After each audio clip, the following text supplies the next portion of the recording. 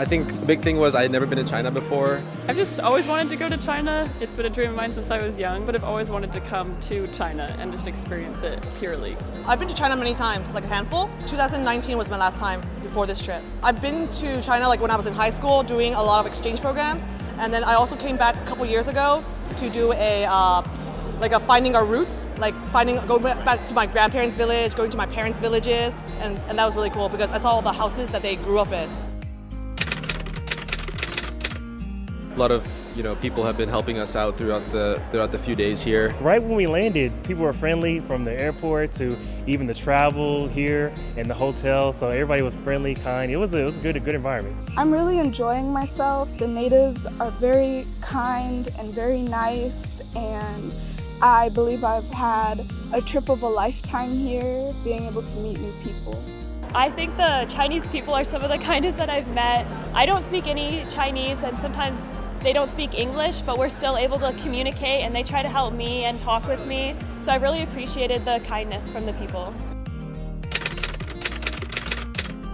I feel like I realize people in China are not that different than us in the United States.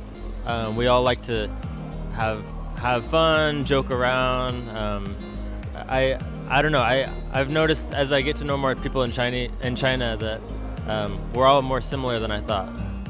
Well, because my family's my parents are the first ones to come from China, so we're very culturally Chinese.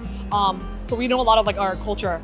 But when I come to China to visit, it's actually very interesting to see that it's actually very modern in China, and our parents are actually very old school, more old school than people in China.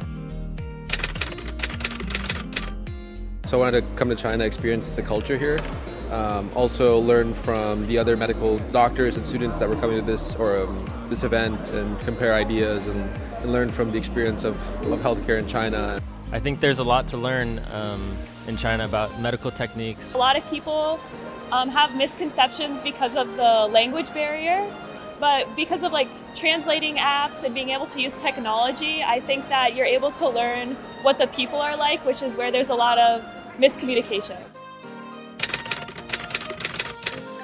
Once you've experienced a country firsthand and you have your own stories and experiences there, then everything you do in the future will sort of be affected by your stay here. I think it's awesome that that's a big part of this conference. There's a lot of conversation about sustainability, and cool to see how the US and China can work together in that capacity.